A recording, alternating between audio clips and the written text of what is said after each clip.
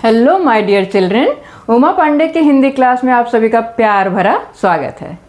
तो आज हम जो चैप्टर पढ़ने जा रहे हैं वो है साहित्य सागर का पहला चैप्टर, बात अठन्नी की। बात अठन्नी की मतलब 8 आने की बात पर ये कहानी आधारित है। 8 आना मतलब रुपए का आधा हिस्सा। अब 8 आना चलता नहीं है, रुपए के अलावा 8 आना 4 आने का ज़माना चला गया। तो चैप्टर का नाम है बात अठन्नी की और इसके लेखक हैं सुदर्शन जी हैं इसके लेखक। इसमें 4 पात्र हैं। पहले कौन हैं देख लेते हैं ताकि तुम्हें स्टोरी समझने में आसानी हो। तो हैं ये बाबू जगत सिंह के नाम से, ये हैं इंजीनियर। ठीक, ये हैं इंजीनियर। दूसरा पात्र कौन है? रसीला। एक्चुअली ये मुख्य पात्र है, इसके इर्द गिर्द ही कहानी घूमती है। तो रसीला जो है बाबू जगत सिंह का नौकर है। यहाँ मैं ऐसे ही शॉर्ट में लिख दे रही हूँ, नौकर। उसके यहाँ नौकरी करता, बहुत ही सीधा साधा ईमानदार परिश्रमी नौकर है। तीसरा एक किरदार है शेख सलीमुद्दीन। एग्ज़ाम में इनका नाम पूछा जा सकता है कि शेख साहब का पूरा नाम बताओ। तो शेख सलीमुद्दीन ये कौन है? ज़िला मजिस्ट्रेट। ठीक, बड़े न्यायाधीश हैं, जिला मजिस्ट्रेट। चौथा किरदार है रमज़ान। किरदार मीन्स पात्र, कैरेक्टर। रमज़ान जो है इनका चौकीदार है। मैं शॉर्ट में ही लिख दे रही हूँ, लंबे लंबे सेंटेंस लिखूंगी तो टाइम वेस्ट होगा। तो समझने के लिए बाबू जगत सिंह जो है इंजीनियर बाबू जगत सिंह कहलाते हैं। रसीला उनके यहाँ नौकरी करता है। रसीला बहुत ही सीधा साधा नेक परिश्रमी ईमानदार नौकर है। उन्हीं के पड़ोस में रहने वाले हैं शेख सलीमुद्दीन, ये ज़िला मजिस्ट्रेट हैं। और शेख सलीमुद्दीन का चौकीदार है रमज़ान। रसीला और रमज़ान में गहरी मित्रता होती है। ये दोनों मित्र हैं, पड़ोस में रहने वाले दोनों हैं, बाबू जगत सिंह और शेख सलीमुद्दीन। और इन दोनों पड़ोसियों के नौकर हैं रसीला और रमज़ान, दोनों में गहरी मित्रता है। और कहानी इंटरेस्टिंग है। शुरुआत में थोड़ा सा परिचय हम देखते हैं कि किस तरह से शुरू होता है। और पेन पेंसिल साथ में लेकर बैठो ताकि क्वेश्चन आंसर हम चैप्टर के आधार पर ही कर लें, तो तुम्हें ज़्यादा दिक्कत होगी नहीं, क्योंकि हम चैप्टर पढ़ते जाएंगे और क्वेश्चन आंसर भी समझते जाएंगे। तो चलो पढ़ते हैं बात अठन्नी की। रसीला इंजीनियर बाबू जगत सिंह के यहाँ नौकर था, जैसा कि मैंने अभी बताया है। 10 रुपये वेतन था, मतलब 10 रुपये महीने में उसे मिलते थे। गांव में उसके बूढ़े पिता, पत्नी, 1 लड़की और 2 लड़के थे। इन सब का भार मतलब इन सब की जिम्मेदारी उसी के कंधों पर था। मतलब पूरी जिम्मेदारी 10 रुपये के वेतन में वो निभाता था। वह सारी तनख्वाह घर भेज देता, पर घर वालों का गुजारा न चल पाता। 10 रुपये वेतन था, मतलब उस ज़माने की कहानी ले लो जब 1-1 पैसे की वैल्यू हुआ करती थी, तो 10 रुपये भी कुछ ज़्यादा नहीं था। तो 10 रुपये वेतन वो पूरा भेज देता था, क्योंकि रसीला बाबू जगत सिंह के यहाँ रहता था, वहीं खाता पीता था, वहीं सोता था, है ना। कपड़े लत्ते भी पुराने मिल जाते होंगे, तो उसका अपना कोई खर्च नहीं था। तो जो 10 रुपये मिलता था गांव भेज देता था, लेकिन वो पैसे इतने कम पड़ते थे कि उनके घर वालों मतलब रसीला के घर वालों का गुजारा नहीं चल पाता था, खर्च नहीं चल पाता था। उसने इंजीनियर साहब से वेतन बढ़ाने की बार बार प्रार्थना की, पर वह हर बार यही कहते, अगर तुम्हें कोई ज़्यादा दे तो अवश्य चले जाओ, मैं तनख्वाह नहीं बढ़ाऊंगा। अब सीधा रसीला का परिचय कि रसीला कौन था, रसीला के गांव में कौन थे, और वो इंजीनियर बाबू से वेतन बढ़ाने की प्रार्थना क्यों करता था। सीधा सा यही आंसर होगा कि रसीला बाबू जगत सिंह नौकरी करता था। गांव में उसके बूढ़े पिता थे, पत्नी थे, 1 लड़की थी, 2 लड़के थे। सारा तनख्वाह मतलब 10 रुपये वेतन वो घर भेज देता था, फिर भी उनका गुजारा नहीं चल पाता था। इसलिए रसीला अपने मालिक बाबू जगत सिंह से बार बार वेतन बढ़ाने की प्रार्थना करता था। Question answer clear. लेकिन वो जवाब मतलब नेक्स्ट क्वेश्चन उसी में कंबाइंड क्वेश्चन होते हैं, 2-3 क्वेश्चन एक क्वेश्चन में रहते हैं। तो नेक्स्ट क्वेश्चन ये भी हो सकता है कि रसीला को बाबू जगत सिंह क्या जवाब देते थे। क्या जवाब देते थे कि कोई ज़्यादा दे तो चले जाओ, है ना, कोई गर्ज नहीं दिखाते हैं ये, है ना, क्या आई डोंट बॉदर, कि कोई ज़्यादा दे तो चले जाओ, मैं तनख्वाह नहीं बढ़ाने वाला। अब रसीला क्या सोचता था ये उत्तर सुनकर? वह सोचता यहाँ इतने सालों से हूँ, अमीर लोग नौकरों पर विश्वास नहीं करते, पर मुझ पर यहाँ किसी ने कभी संदेह नहीं किया। यहाँ से जाऊँ तो शायद कोई 11-12 दे दे, पर ऐसा आदर नहीं मिलेगा। क्वेश्चन कि क्या सोचकर रसीला उनकी नौकरी नहीं छोड़ता था? क्या सोचकर? सोचता था कि अमीर लोग ना नौकरों पर विश्वास नहीं करते, हमेशा संदेह से देखते हैं, लेकिन यहाँ पर मुझ पर किसी ने संदेह नहीं किया, और अगर मैं यहाँ से कहीं और जाता हूँ तो कोई 10 की जगह 11 दे देगा, 12, 10 की जगह अगर 20 भी दे दे तो सोचता ना रसीला, 16-17 भी दे दे तो सोचता था, लेकिन 10 की बजाय कोई 11 दे देगा, ज़्यादा से ज़्यादा 12 दे देगा, लेकिन पर ऐसा आदर नहीं मिलेगा। तो ये उसकी एक क्या कहते हैं आत्मसम्मान की भी बात आती है कि अपने सेल्फ रिस्पेक्ट को, अपने आत्मसम्मान को भी वो बहुत महत्व देता है, इसलिए वो नौकरी नहीं छोड़ता था। अब नेक्स्ट कैरेक्टर कौन है? ज़िला मजिस्ट्रेट शेख सलीमुद्दीन। ज़िला मजिस्ट्रेट शेख सलीमुद्दीन इंजीनियर बाबू के पड़ोस में रहते थे। उनके चौकीदार मियाँ रमज़ान और रसीला में बहुत मित्रता थी। दोनों घंटों साथ, कैसी मित्रता थी आओ देखते हैं। दोनों घंटों साथ बैठते, बातें करते। शेख साहब फलों के शौकीन थे, रमज़ान रसीला को फल देता, मतलब शेख साहब को फलों का शौक़ था, घर में फल आते थे तो दे देते थे रमज़ान को, तो रमज़ान वो फल बचा कर रखता था, वो रसीला को देता था। इंजीनियर साहब को मिठाई का शौक़ था, तो रसीला रमज़ान को मिठाई देता, है ना, कि रसीला के मालिक बाबू जगत सिंह को मिठाई का शौक़ था, मिठाई आती थी घर में तो थोड़ा बहुत रसीला को मिल जाता था, रसीला वो मिठाई बचा कर रखता था अपने मित्र रमज़ान के लिए, तो दोनों एक दूसरे से चीज़ें बांटा करते थे। एक दिन रमज़ान ने, अब कहानी शुरू हो रही है। एक दिन रमज़ान ने रसीला को उदास देखकर कारण पूछा। पहले तो रसीला छिपाता रहा, क्या बताए, है ना, क्या परेशानी है, समझ में नहीं आ रहा था कि क्या बताए, किससे बताए, और बताकर भी क्या होगा, शायद इसके मन में यही चल रहा होगा, तो छिपाता रहा पहले।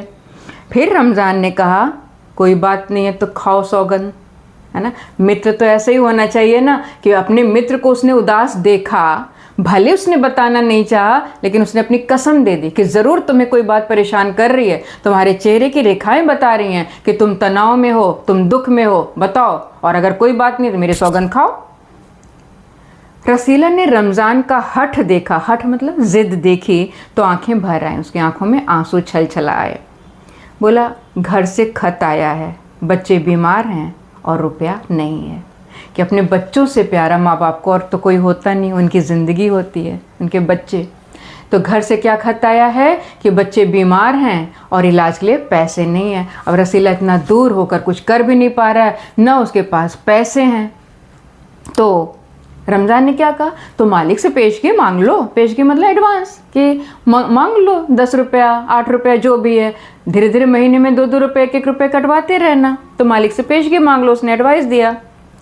तो रसीला का कहते हैं 1 पैसा भी न दूंगा, है ना, इसलिए तो दुखी था ना, उसने तो ये बात सोची होगी, तो उन्होंने साफ मना कर दिया कि 1 पैसा भी नहीं दूंगा पेशगी में। रमज़ान ने ठंडी सांस भरी, मतलब उदासी प्रकट की, ठंडी सांस भरना मतलब उदासी प्रकट करना, तो एक उदासी सा दिखाया। उफ। उसने रसीला को ठहरने का संकेत किया कि रुको भाई, और आप कोठरी में चला गया। आप मतलब खुद कोठरी, कोठरी मतलब छोटे कमरे जो होते हैं ना, दरअसल उसको गांव में कोठरी ही बोलते हैं, तो कोठरी में चला गया। कोठी और कोठरी में बहुत ध्यान रखना, कोठी हवेली, बंगलो, बड़ा घर, आलिशान भवन, हाँ, और कोठरी जो होता है एक कमरा होता है, तो ये कोठी और कोठरी में बहुत ध्यान रखना। तो वो अपनी कोठरी में चला गया जहाँ रहता होगा। थोड़ी देर बाद उसने कुछ रुपए रसीला की हथेली पर रख दिए, लाया जो भी उसने बचाया होगा, लाके चुपचाप रख दिया अपने मित्र के हाथों में। रसीला के मुंह से एक शब्द भी न निकला। क्या निकले, क्या बोले, धन्यवाद, शुक्रिया, थैंक यू फ्रेंड, कुछ नहीं, क्योंकि कभी कभी शब्द बहुत कम पड़ जाते हैं, शब्द बड़े छोटे पड़ जाते हैं शुक्रिया अदा करने के लिए, है ना। तो रसीला के साथ भी ऐसे ही हुआ, उसके मुंह से एक शब्द भी नहीं निकला। सोचने लगा, बाबू साहब की मैंने इतनी सेवा की पर दुख में उन्होंने साथ नहीं दिया। रमज़ान को देखो गरीब है मगर आदमी नहीं देवता है, ईश्वर उसका भला करे। कितनी बड़ी बात है ना कि जिनके पास पैसा है उनके पास जिगरा नहीं है, दिल नहीं है कि बच्चों की बीमारी की खबर सुनकर उन्होंने रसीला को पैसे की मदद नहीं की। क्योंकि रसीला ने उनकी इतनी सेवा की, इतनी ईमानदारी के साथ रहा, हाड़ तोड़ उसने मेहनत की, इतना परिश्रम किया, लेकिन उनका कठोर दिल नहीं पसीजा। और इधर रमज़ान इतना गरीब है, वो भी तो मेहनत कर रहा है दिन भर, थोड़ा थोड़ा एक एक पैसा वो भी बचा रहा होगा, लेकिन मित्र की उदासी उससे देखी नहीं गई और लाकर कुछ पैसे हाथ पर रख दिया। कितने रुपए रखे, कितने पैसे रखे, ये नहीं मालूम है। अब यहाँ पर देखो, रसीला ने रमज़ान को देवता क्यों कहा? एक क्वेश्चन आ रहा है कि देवता क्यों कहा। क्या अब आंसर कैसे शुरू करोगे कि रसीला के बच्चे गांव में बीमार थे, गांव से खत आया था कि बच्चे बीमार हैं और उनके इलाज के लिए पैसे नहीं हैं। रसीला ने अपने मालिक से पेशगी मांगी, लेकिन उन्होंने साफ इनकार कर दिया कि एक पैसा भी नहीं दूंगा। जब रमज़ान को ये बात पता चली तो उसने कुछ पैसे या कुछ रुपए, जो भी रुपए पैसे की बात हुई, कुछ रुपए उसने रमज़ान के हाथ पर रख दिया और रसीला के मुंह से एक शब्द भी नहीं निकला। इतना ज़्यादा कृतज्ञ हो चला था, इतना ज़्यादा भावुक हो चला था उसका मन कि कुछ बोल नहीं सका। लेकिन मन में उसने क्या सोचा कि मालिक की मैंने इतने सालों से सेवा की, लेकिन दुख में उन्होंने मदद नहीं की। लेकिन रमज़ान को देखो, गरीब है मगर आदमी नहीं देवता। ध्यान देना, आदमियों में तो खोट हो सकते हैं, बुराइयां हो सकती हैं, लेकिन रमज़ान देवत्व को प्राप्त हुआ रसीला की निगाह में। दरअसल देखो, देवता भगवान कौन होते हैं हमारे लिए? जो दुख के समय, मुसीबत के समय हमारी मदद करते हैं, वही हमारे लिए देवता भगवान हो जाते हैं ना। कई बार ऐसा मरीज़ बीमार है, बच्चा बीमार है, हम डॉक्टर के पास पहुंचते हैं कि डॉक्टर साहब मेरे बच्चे को बचा लीजिए, मेरी माँ को बचा लीजिए, मेरे पिता को बचा लीजिए, और डॉक्टर उस वक्त हमारे लिए भगवान ही होते हैं। तो रसीला के लिए भी रमज़ान इस वक्त देवता हो गया, क्योंकि मैंने पहले बताया अपने बच्चों से प्यारा ज़्यादा कोई नहीं होता माँ बाप के लिए, इसलिए रसीला ने रमज़ान को देवता कहा। जो मतलब एक लाइन और बढ़ा सकते हो कि जो मुसीबत में हमारी काम आए, हमारी सहायता करे, हमारी मदद करे, वही हमारे लिए देवता बन जाता है। तो रसीला के लिए भी रमज़ान इस वक्त देवता बन गया, देवता नज़र आ रहा था। क्लियर? क्वेश्चन आंसर भी क्लियर होता जाएगा इस तरह से। रसीला के बच्चे स्वस्थ हो गए, उसने रमज़ान का ऋण चुका दिया कि रसीला ने जो रमज़ान से पैसे लिए थे गांव भेज दिए, बच्चे स्वस्थ हो गए, उनका इलाज हो गया और उसने रमज़ान का ऋण चुका दिया। ऋण मीन्स कर्ज, जो भी कर्ज लिया था, कितने पैसे का कर्ज था ये तो पता नहीं है, केवल 8 आने बाकी रह गए कि सारा कर्ज तो चुका दिया जितने भी पैसे लिए थे, लेकिन 8 आने भी देने बाकी रह गए थे। कहानी है बात अठन्नी की। रमज़ान ने कभी भी पैसे न मांगे, क्योंकि सच्चा मित्र था ना, उसने तो मदद के लिए दिया था, थोड़ी बोला था कि इतने दिन पे हमारा लौटा देना, ऐसा तो था नहीं। तो रमज़ान ने अपने पैसों का कोई जिक्र नहीं किया, कभी मांगे नहीं। फिर भी रसीला उसके आगे आंख न उठा पाता। क्वेश्चन मार्क करो कि रसीला रमज़ान के आगे आंख क्यों नहीं उठा पाता था? रमज़ान के आगे खाली ऐड कर दिया तो क्वेश्चन बन गया ना। अंडरलाइन करो, क्वेश्चन मार्क डालो। क्वेश्चन क्या है कि रसीला रमज़ान के आगे आंख क्यों नहीं उठा पाता था? आंसर एक लाइन में तो देना नहीं है, तो आंसर कैसे शुरू करोगे कि रसीला के बच्चे जब गांव में बीमार थे और रसीला के पास इलाज के लिए पैसे नहीं थे तो उसको उदास देखकर रमज़ान ने उसे कुछ पैसे देकर उसकी मदद की थी। बच्चे स्वस्थ हो गए, रसीला ने रमज़ान का सारा ऋण चुका दिया, लेकिन 8 आने बाकी रह गए थे। हालांकि रमज़ान ने कभी भी अपने पैसों का जिक्र नहीं किया, न पैसे मांगे, फिर भी रसीला को उसके सामने आने में शर्म महसूस होती थी। वो जल्द से जल्द कर्जा चुका देना चाहता था, इसलिए कर्ज के बोझ से दबा होने की वजह से रसीला रमज़ान के आगे आंख नहीं उठा पाता था। फिर से देखो, आंख न उठा पाना मुहावरे का अर्थ है सामना न कर पाना। तो आंसर क्लियर? एक दिन की बात है, अब कहानी शुरू हो रही है। एक दिन की बात है, बाबू जगत सिंह किसी से कमरे में बात कर रहे थे। रसीला ने सुना क्योंकि रसीला पास के कमरे में काम कर रहा होगा, तो उसने सुना कि इंजीनियर बाबू कह रहे हैं बस 500, इतनी सी रकम देकर आप मेरा अपमान कर रहे हैं। कोई व्यक्ति रहा होगा कमरे में, कोई आदमी रहा होगा, और ये कह रहे हैं बस 500 रुपये, इतनी सी रकम देकर आप मेरा अपमान कर रहे हैं। तो उस व्यक्ति ने क्या कहा, हुजूर मान जाइए, आप समझे आपने मेरा काम मुफ्त में किया है।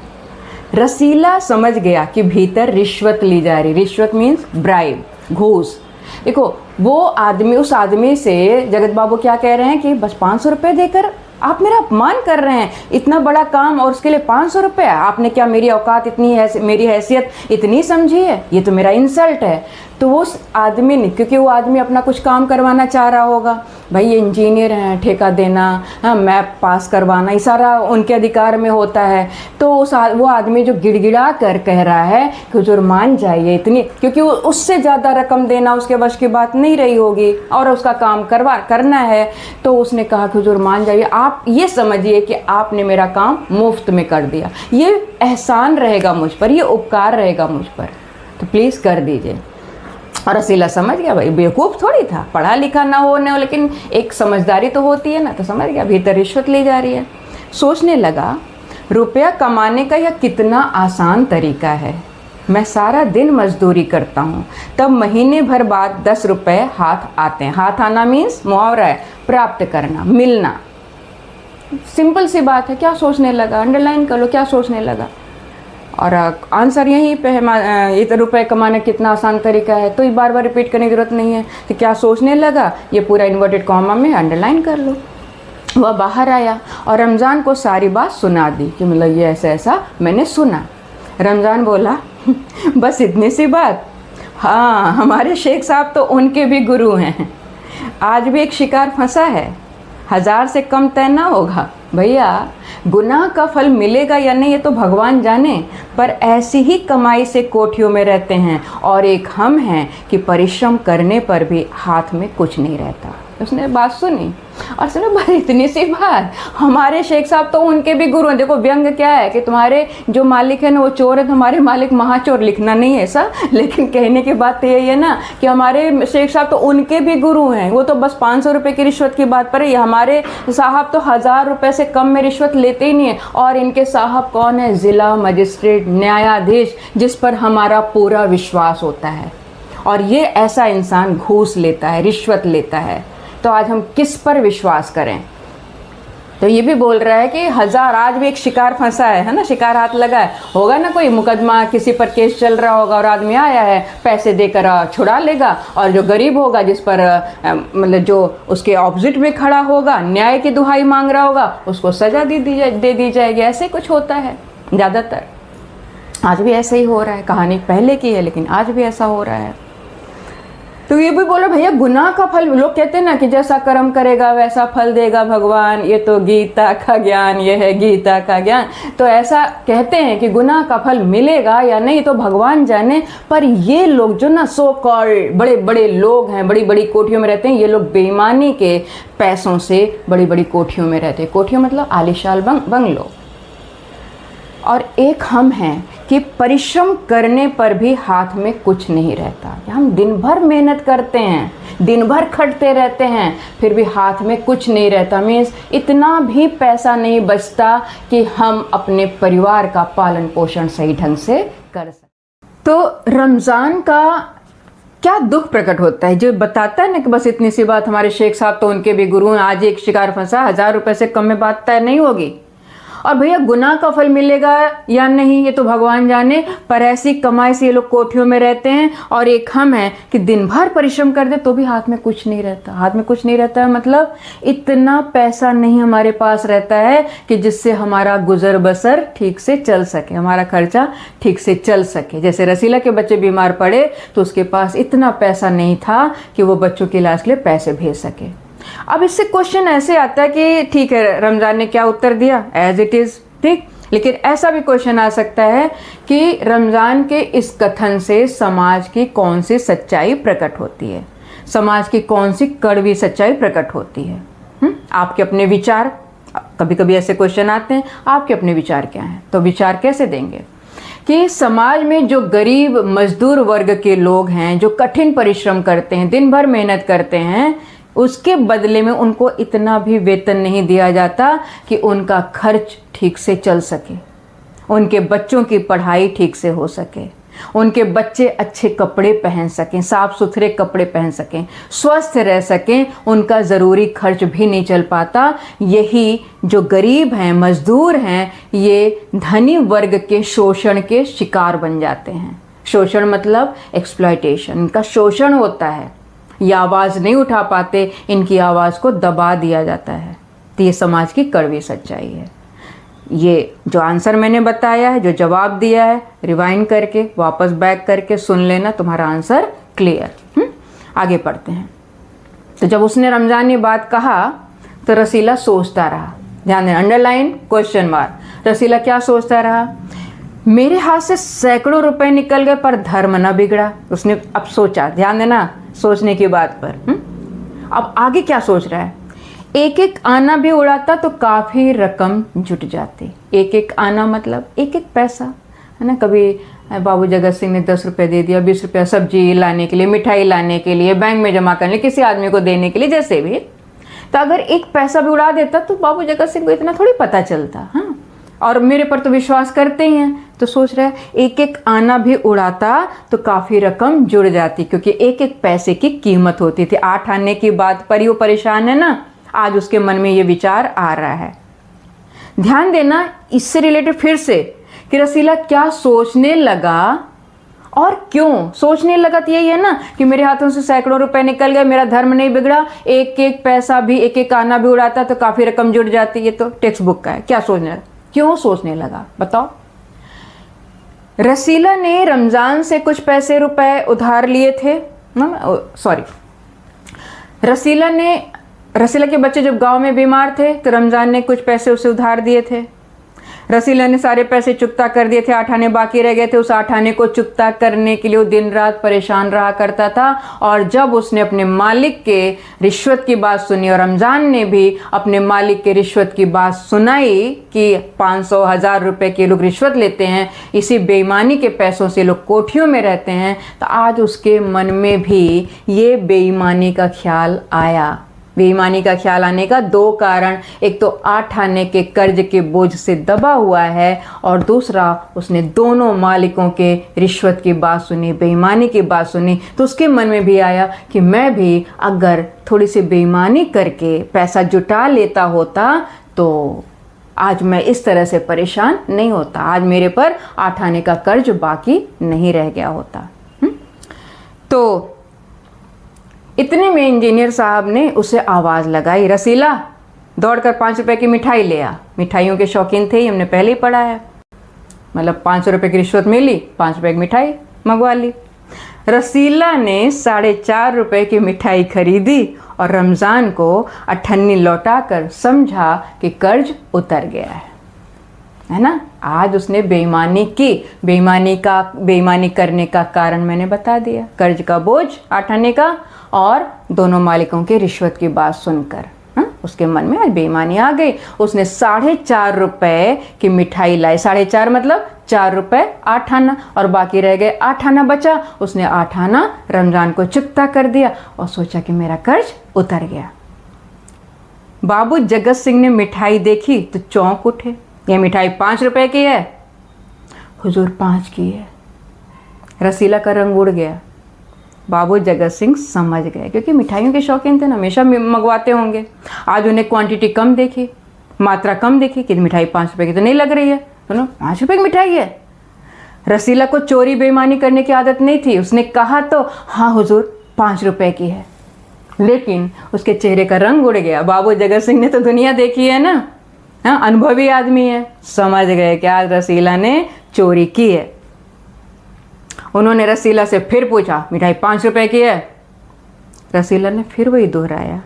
उन्होंने रसीला के मुंह पर एक तमाचा मारा, लापा मारा और कहा, चल मेरे साथ जहां से लाया है। हुजूर झूठ कहूं तो, उसने बचाव की कोशिश की, हुजूर झूठ कहूं तो। रसीला ने अभी अपनी बात पूरी भी नहीं की थी कि इंजीनियर बाबू चिल्लाए, अभी सच और झूठ का पता चल जाएगा, अब सारी बात हलवाई के सामने ही कहना। देख, अब हलवाई के सामने वो रसीला को लेकर जाएंगे तो हलवाई तो बोल देगा ना, मालिक आज इसने तो 4.5 रुपए की मिठाई खरीदी है। तो वहाँ तो सच और झूठ का तो पता चल ही जाएगा। रसीला के सामने तो कोई रास्ता नहीं। नेक्स्ट पेज पर आते हैं। अब कोई रास्ता न बचा था, रास्ता न, अब कोई उसके सामने उपाय नहीं था अपने झूठ को छिपाने के लिए। तो वह बोला, माई बाप गलती हो गई। माई बाप किसको बोलते हैं? अपने मालिक, अपने अन्नदाता, अपने सरकार, है ना, जो हमारा पालन पोषण करता है, उसके लिए तो वही माई बाप हैं। तो माई बाप गलती हो गई, इस बार माफ़ कर दें। इंजीनियर साहब की आंखों से आग बरसने लगी, मतलब क्रोध से उनका चेहरा लाल हो गया, आंखें लाल हो उठी 8 आने की बात पर, 8 आने की चोरी की बात पर। उन्होंने निर्दयता से रसीला को खूब पीटा और फिर घसीटते हुए पुलिस थाने ले गए। मतलब पशुओं को भी ऐसा न मारे, उन्होंने रसीला को जी भर के मारा और घसीटते हुए, जानवर की तरह घसीटते हुए वो पुलिस थाने गए। रसीला का आत्मसम्मान तो यहाँ चूर चूर हो चुका था। तन पे जितनी चोट नहीं लगी होगी, उसके मन पर उतनी चोट लगी होगी, है ना। तो इस तरह से घसीटते हुए पुलिस थाने ले गए। सिपाही के हाथ में 5 का नोट रखते हुए बोले, मनवा लेना, लातों के भूत बातों से नहीं मानते। मतलब 8 आने की चोरी के जुर्म को कबूल करवाने के लिए उन्होंने, उनका ईगो है ना कि मैंने इसकी चोरी पकड़ी, मेरे घर में चोरी करेगा। और अब पुलिस थाने में दे रहे ना, तो पुलिस थाने में देने का मतलब है कि मेरे इस नौकर का गुनाह कबूल करवाना ही है, इसको तो सज़ा मिलनी ही चाहिए। एक अहंग, एक घमंड, हाँ, कि मनवा लेना, लातों के भूत बातों से नहीं मानते। मतलब मार पीट के जैसे भी कबूल करवा लेना। और इसके लिए उन्होंने 5 रुपए की रिश्वत सिपाही के हाथ में रख दी 8 आने की चोरी के लिए। अब ये क्वेश्चन आता है कि रसीला की चोरी पकड़े जाने पर बाबू जगत सिंह ने उसके साथ कैसा व्यवहार किया? हमने देखा, मारा पीटा, पुलिस थाने ले गए घसीटते हुए, 5 रुपए की रिश्वत भी दे दी और कहा मनवा लेना, लातों के भूत बातों। आपके विचार से क्या सही है? बिल्कुल नहीं सही है, स्वाभाविक है। तो मेरे विचार से सही नहीं है। क्यों? कि रसीला एक ईमानदार, सज्जन, भला और बहुत ही परिश्रमी नौकर था। उसने आज तक कभी चोरी बेईमानी नहीं की थी। तो जब आज रसीला ने 8 आने की चोरी कर भी ली, तो बाबू जगत सिंह को एक सफाई का मौका तो देना चाहिए था ना, कि क्यों रसीला, तूने क्यों चोरी की? आज तक तो तूने चोरी नहीं की थी। तो एक सफाई का मौका देना चाहिए था। ठीक है, चलो चोरी पकड़ी गई, उन्हें क्रोध भी आया, इस तरह से मारा पीटा जाना उचित था। और पुलिस को 5 रुपए की रिश्वत देना भी उचित नहीं था। दूसरे दिन मुकदमा शेख सलीमुद्दीन की कचहरी में पेश हुआ। कचहरी मतलब कोर्ट। रसीला ने तुरंत अपना अपराध स्वीकार कर लिया। उसने कोई बहाना न बनाया। चाहता तो कह सकता था, क्या क्या अंडरलाइन क्वेश्चन मार्क डालो, चाहता तो कह सकता था कि साजिश है, इनकी चाल है, मैं नौकरी नहीं करना चाहता, इसीलिए हलवाई से मिलकर मुझे फंसा रहे हैं। वो क्या भाई, अब देखो ये क्या कह सकता था, ये तो आंसर यहीं पे है।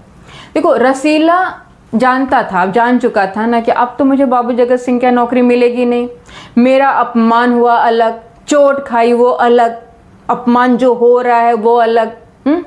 तो वो चाहता था कि अगर चाहता तो अपने आप को बचाने के लिए, अपने आत्मसम्मान को बचाने के लिए कह सकता था ना कि मैं नौकरी छोड़ रहा था तो ये हलवाई के साथ मिलकर मुझे फंसा रहे हैं, कि हलवाई को उन्होंने मिला लिया है। कम से कम उस कोर्ट में अपने आत्मसम्मान को तो बचा सकता था, लेकिन उसने ऐसा नहीं किया। आगे है ना, पर एक और अपराध करने का साहस वह न जुटा पाया, क्योंकि वो उसका मन जो था ना, वो उस तरह का था ही नहीं। इंसान एक सच्चा इंसान था, सीधा साधा। उसने मजबूरी में आकर एक गलत कदम उठा लिया और उस गलती की सजा वो पा रहा था, और उसे ये कबूल नहीं था कि दूसरी गलती करें, दूसरा अपराध करें।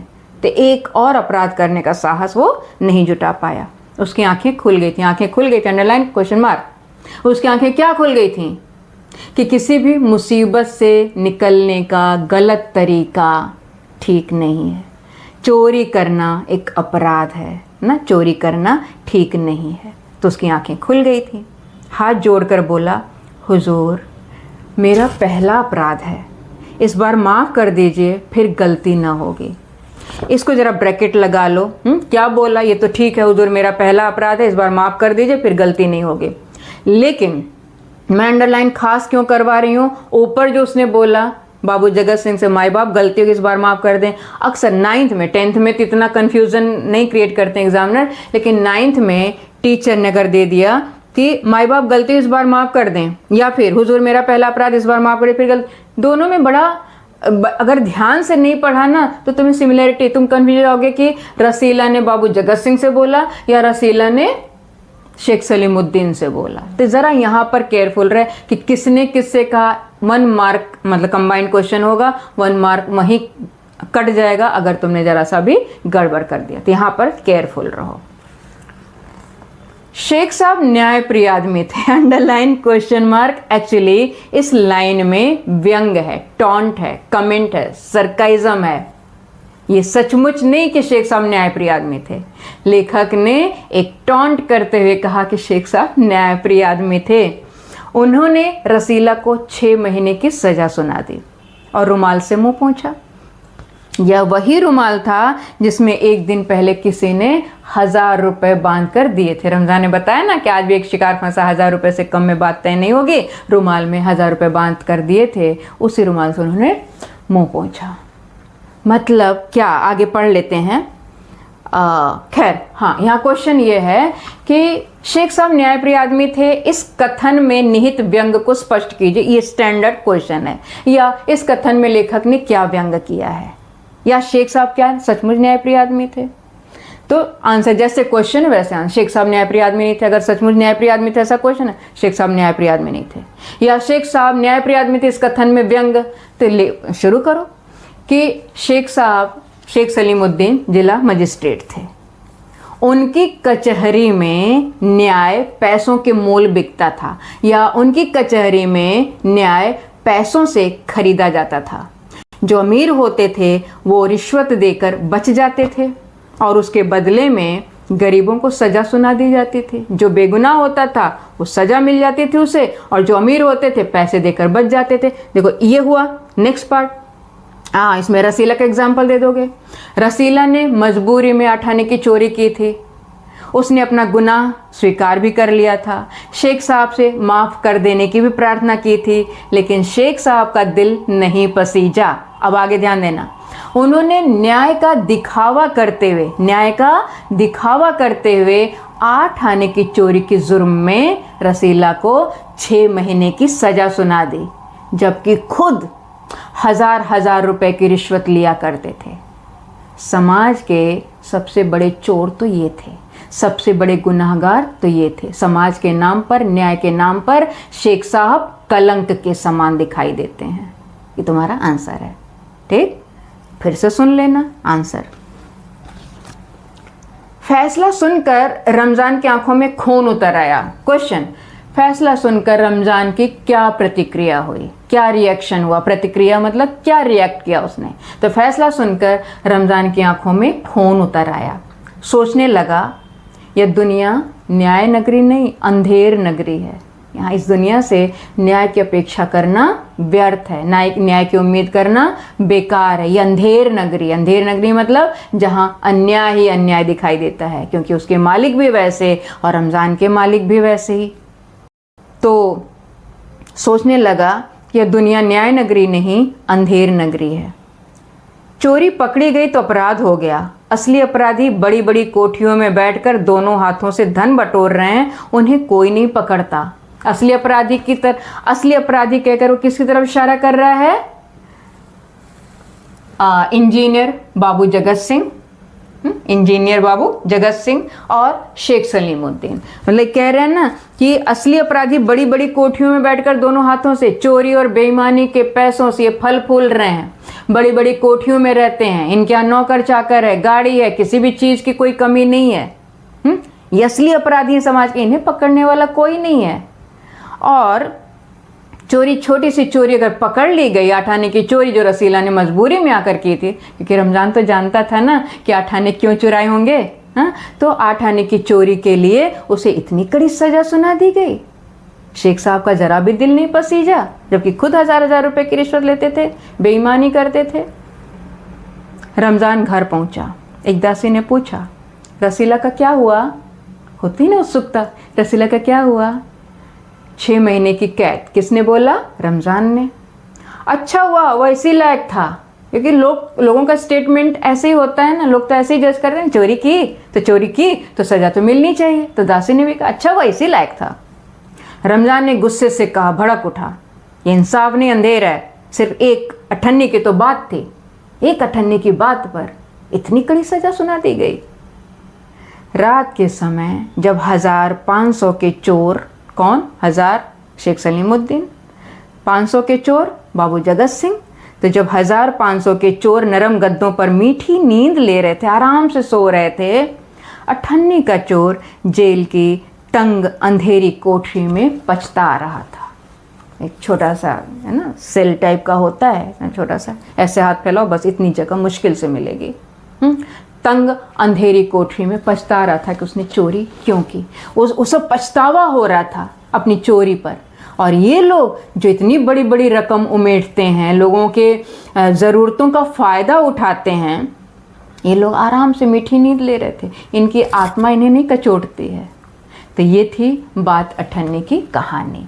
अब देखो ना, हर चैप्टर से, जो भी तुम चैप्टर पढ़ोगे, चाहे वो साहित्य सागर हो, चाहे तुम्हारा एकांकी संचय हो, दोनों जो भी चैप्टर पढ़ोगे, सबसे शीर्षक और उद्देश्य पूछा जाता है कि इस कहानी का जो शीर्षक है उसे उचित स्पष्ट कीजिए, या इस कहानी से लेखक ने क्या उद्देश्य सामने रखा है। उद्देश्य मीन्स ये मोटिव क्या है, इस कहानी को कहने का उनका प्रयोजन क्या है ना। तो ये दोनों क्वेश्चन आते हैं, तो इसको भी हम डिस्कस कर लेते हैं।